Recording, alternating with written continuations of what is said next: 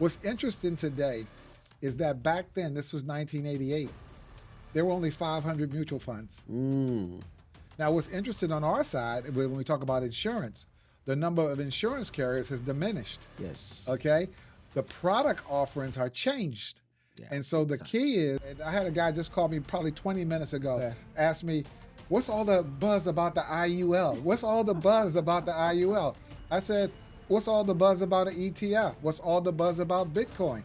I said, all of it is we have to help the client find the money to empower their wealth. That's right. And that's, you and I both know, where is it? It's in the debt. And so this goes back to the racial wealth gap. Yeah. When we talk about 2050, the average net worth of African Americans in this country is going to be. Good afternoon, good evening, good morning, wherever you are. Hey, this is Douglas Eze with True Legacy Live TV and our podcast. Hey, we're just here, just again, another great day.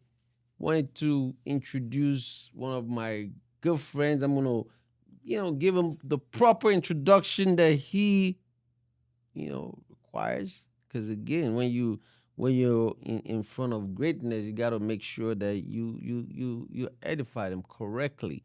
For those of you that don't know my guest this evening or this morning, because we have a lot of people from different parts of the world watching us. So I want to bring on a very special guest, Kenneth Royster CLU, ChFC, RICP, president and CEO and the wealth consultant out of the Norfolk, Virginia area, and one of his companies called First Genesis of Virginia, helping families out there. And also, Mr. Royster actually attended University of Phoenix, right? Mm-hmm. All right. So I want to bring on Mr. Royster. How you doing, sir? Phenomenal. Yes, sir. Phenomenal. Man, welcome to the TLG headquarters and TLG podcast. How you doing? Look, finally made it to the top. You are already. So what's going on? How's it been? How's your day going? How's 2025 treating you? 2025 is off to a record start. Our organization is growing. Our client base is growing. Our clients are excited about 2025, where everyone is in panic mode behind Donald Trump. My clients are saying, no, what's my money doing for me? Exactly. Okay, that's what I got to focus on, my money. That's right. I can't stop Donald Trump from being Donald Trump. I said, well, guess what? We just got to watch the policies, make sure we putting the right things that go with the program. That's right. That's good. So with that, let's just jump right in. I got some great questions for you too, man. Okay.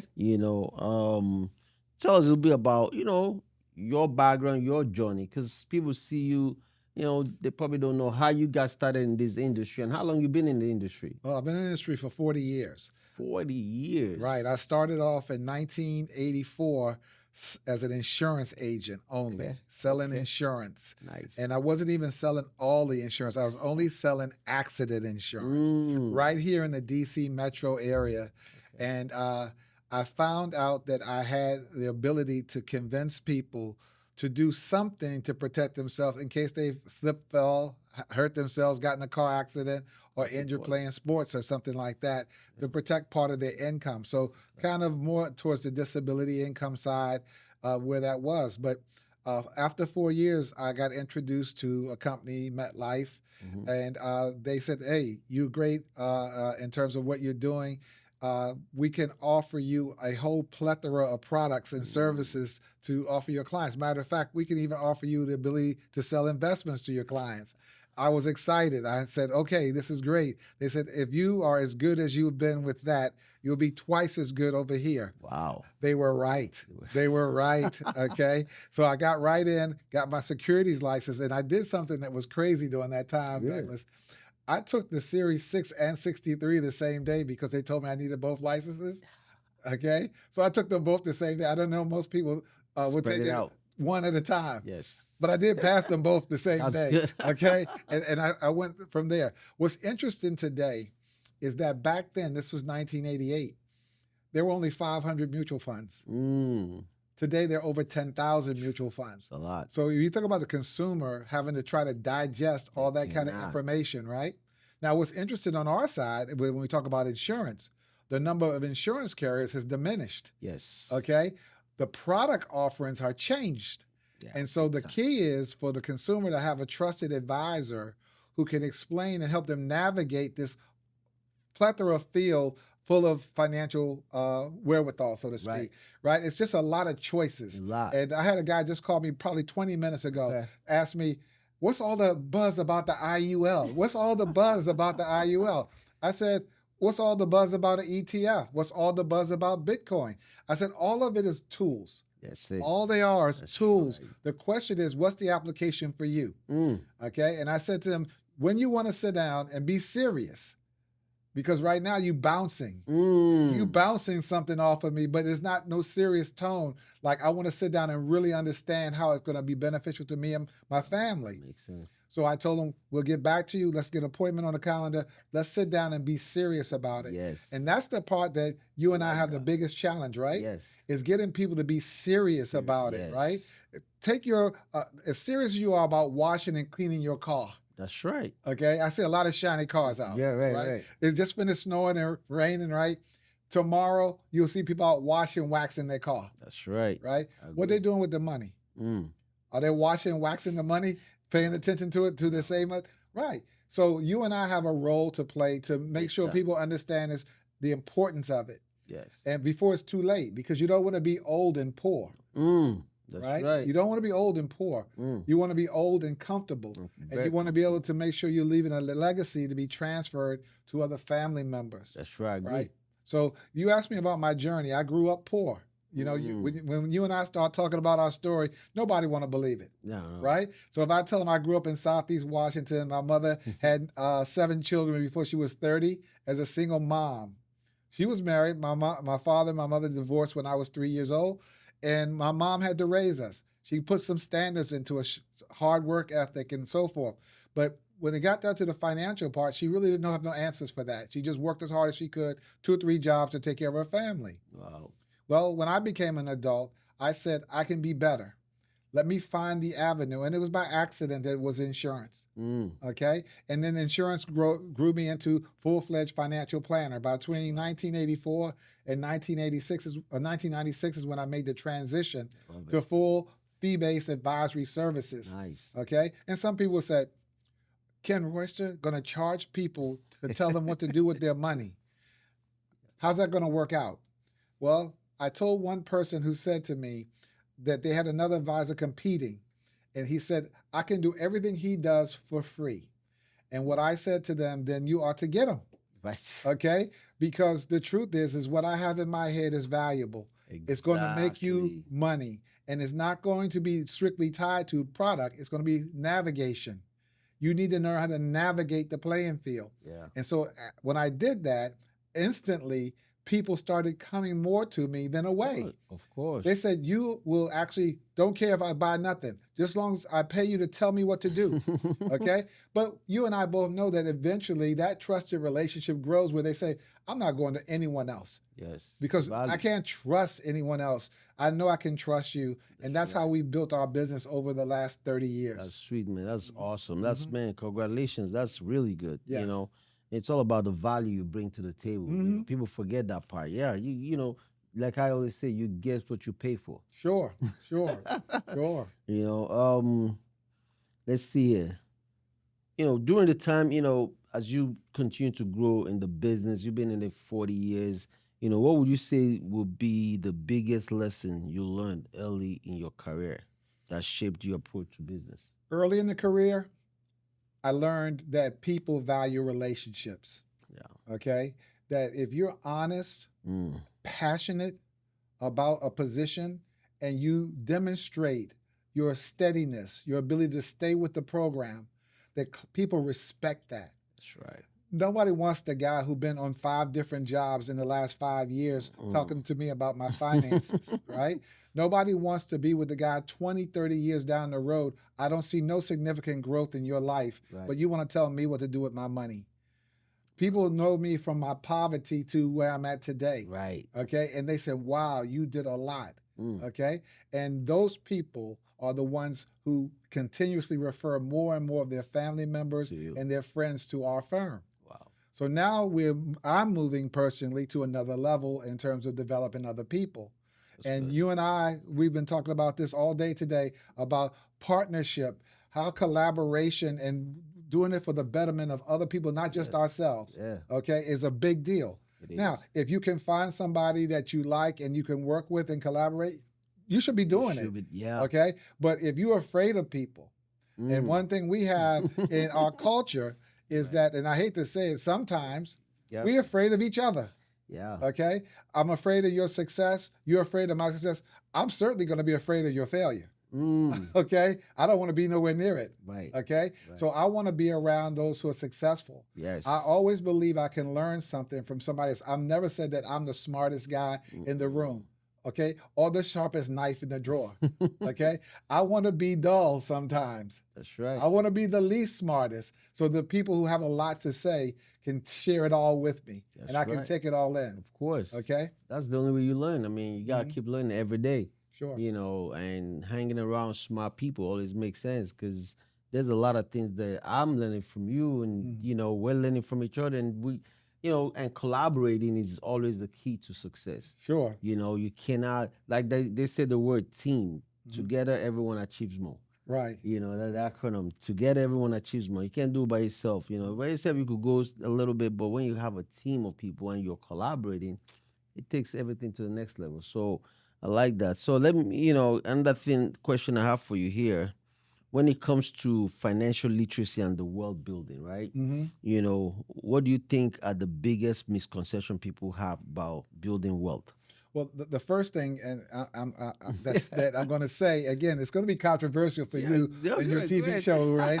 Okay, is that one, I don't like the word financial literacy. Okay, good. I like financial empowerment. Empowerment, yeah. Too many people are reading too many books and too many articles and reading and doing nothing. Yeah. Okay? Yes. Well, okay, I want empowerment. I want to start putting it into action.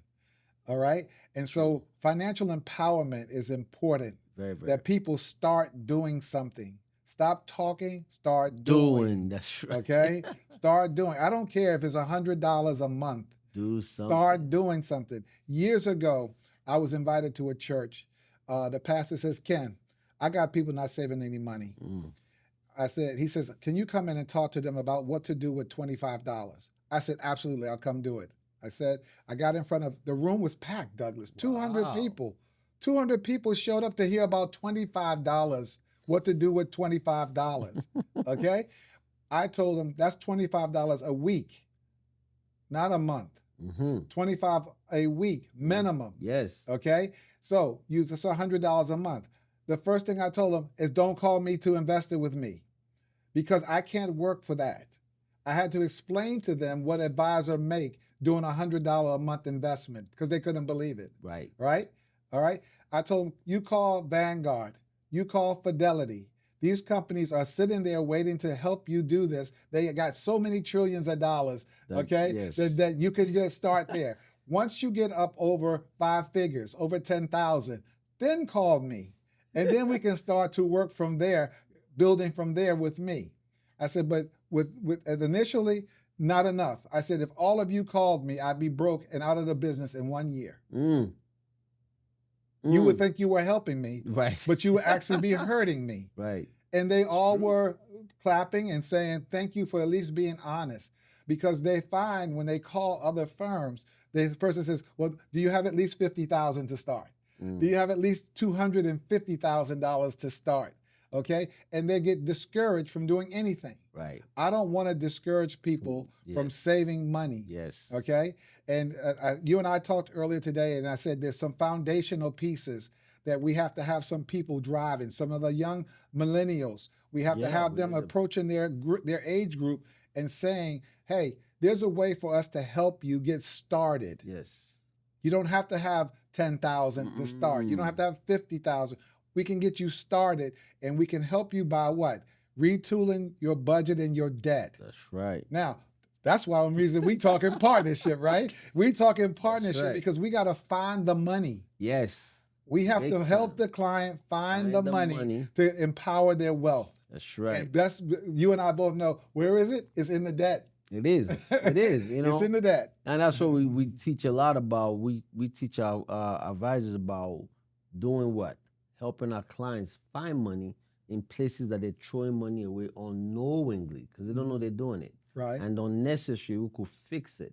Mm-hmm. You know, so those are key things. And there's so many areas people transfer their wealth away. And they don't even know they're doing it. So that's great, man. I like that. That was a good one with the, you know, telling them exactly, because folks don't understand how much a person makes when you do a $100 mutual fund sale. Right. That's interesting. But you know, let me see. Now I know you do a lot of work in the communities. You know, you work closely with underserved communities and just educating them. You have that foundation that you guys are coming, you know, that you and your daughter's putting together. Tell us about, you know, your daughter. She's in the business with you. Oh, both of my daughters in the business with me. And it's interesting. My oldest daughter started in college. She's a finance major. She also, her degree is in business with an emphasis on insurance and financial services. That's her degree. Nice. Okay. Every school doesn't offer it. Okay. So my daughter was indoctrinated in that. She interned, okay, at MetLife when I was an agent there. Wow. Right. And so she went through that process, and then she worked with me alongside me while she was in schools to learn how to do this business. Nice. But what she learned how to do mostly was market. You see, people don't understand that you can have something great, but if the marketplace don't know you have it, right? Okay, they're not going to come knock on your door, say, I just heard it's a good thing, give it to me. No, you have to market to people. And part of marketing, you know, is segmentation and some other things.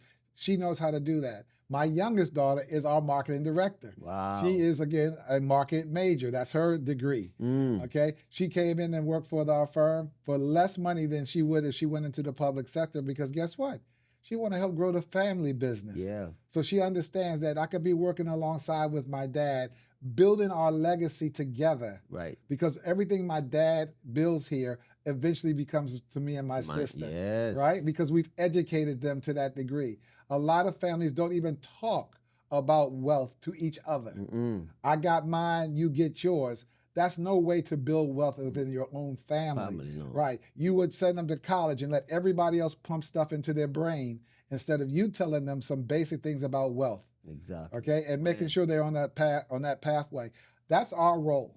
That's it. Okay? That's our God-given call. All right? That we have to go out and make sure our folks, and people ask me all the time, you know, Ken, tell me about your client base. I said, 90% African American. They go, what? Black folks got that kind of money? I said, of course they do. I said, guess what?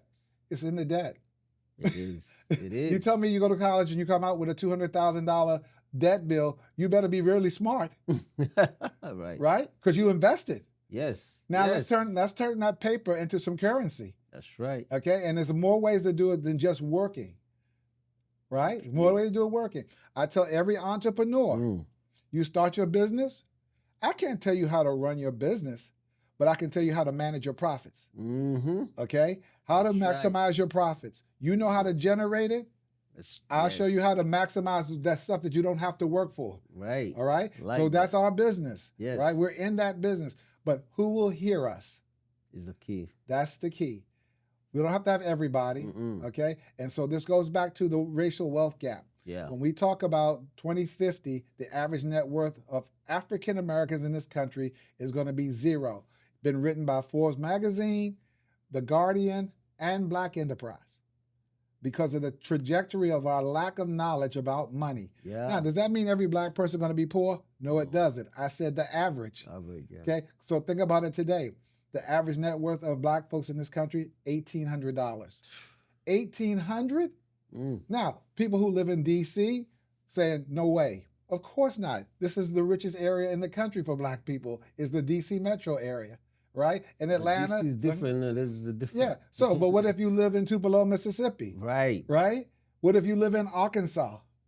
Right? What if you live in Tennessee?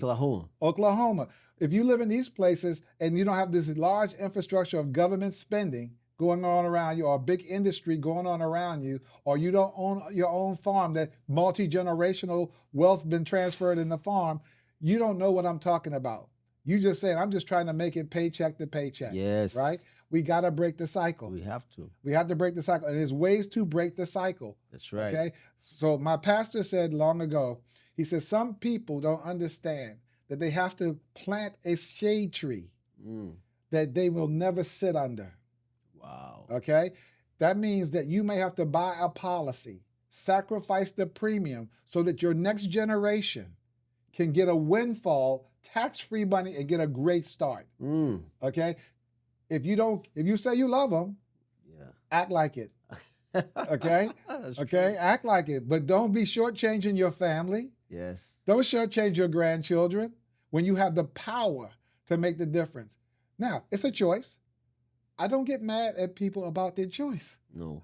I just want to explain the choice and let you make your election. Make your own decision. You have to live with the decisions that you make. Exactly. Okay? 100%. All right? So we go about, as I said, trying to find 100 people. That's what we can do. Every advisor on our team, 100 people, we're going to close the wealth gap with that 100 people. I love it. Okay? That's how we do it, one person at a time. That's it. Okay?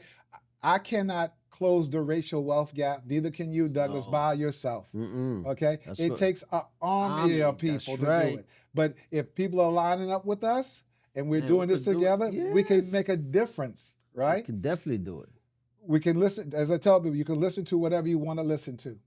The reality is what it is. Right.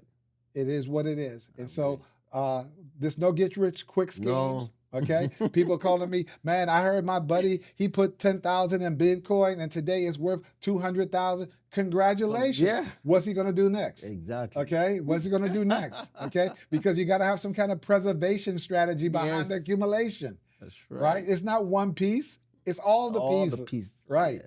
So we know that everybody going to die. Everybody. Just don't know when. Woo, man. So much value, man. So much knowledge. I mean, I love it. I love it. Now, let me ask you this question, because this is one that, a lot of controversy on.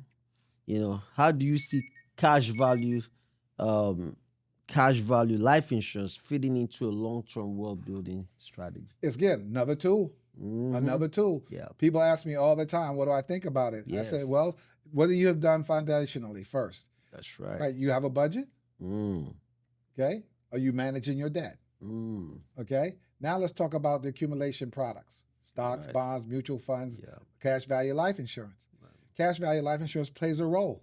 Everything. Okay. It plays a role, one, based on your ability to contribute. Yes. Right. Is it the best allocation for the dollar versus something else?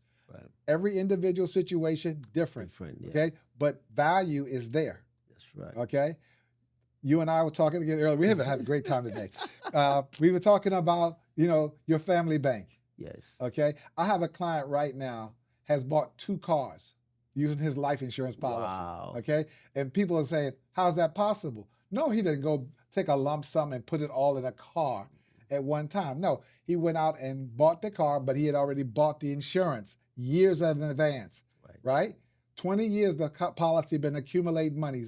Sold it to him in his 30s. When he got in his 50s, okay, about 55, 60, he was ready to retire. He says, oh, God, I got to buy a car, Ken. I said, use your life insurance policy. He said, what?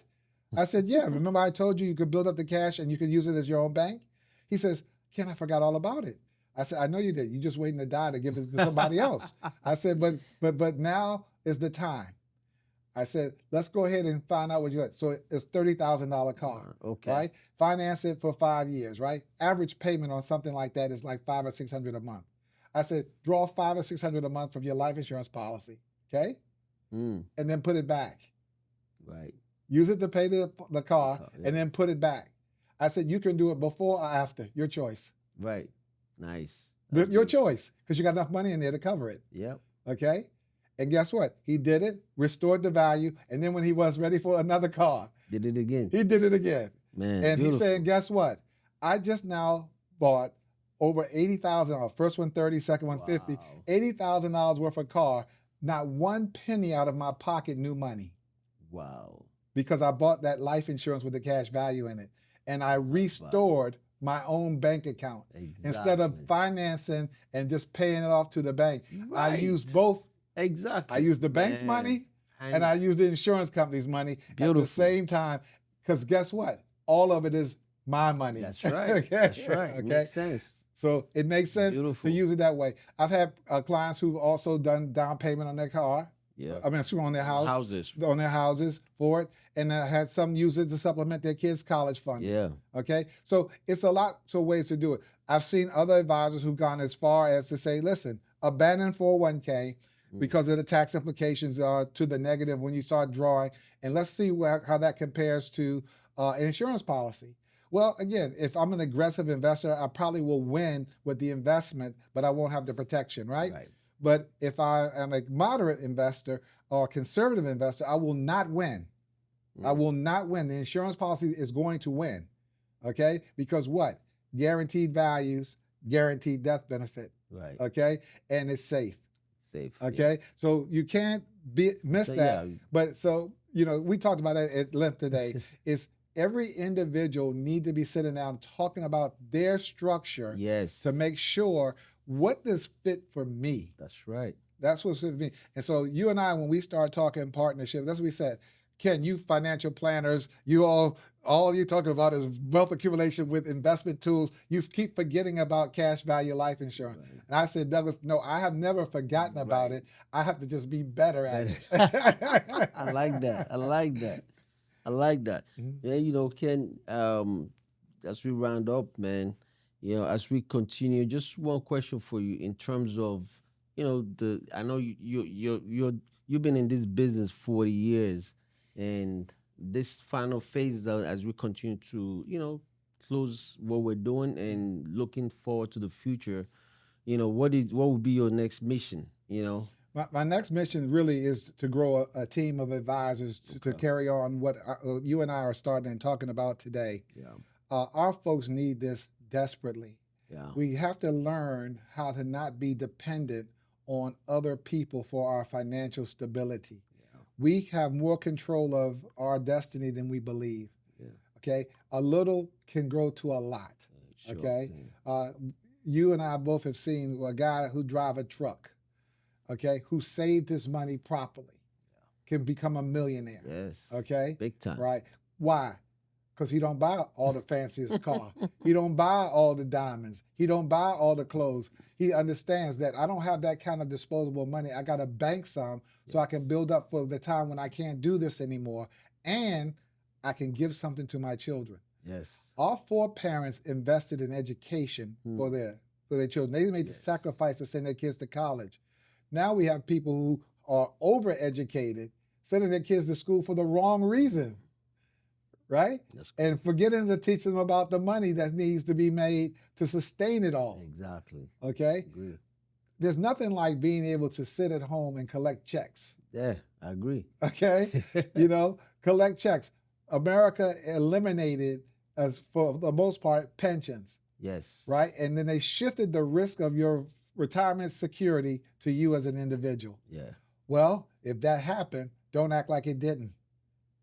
Don't talk about what was, what is. Yeah. What do I have to do now to win in the current marketplace? That's what you have to do. And you need someone to guide you. That's our role. Yes. We're guiders. Yes. Right? But we don't make anybody do anything. No. Right? But if you don't have no desire for financial security, we can't really help you. No, we can't. Man, that's beautiful, man. I appreciate you so much. And, just to let the audience know, and, how do you see, what made you say, you know what, Douglas, let's partner together. Let's work together. What do you see in that? Well, the number one thing, Douglas, is I see your passion.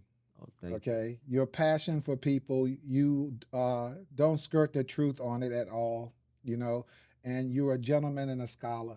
I respect you for that. And the fact that you would give me an opportunity to talk with you, I shared that with you earlier.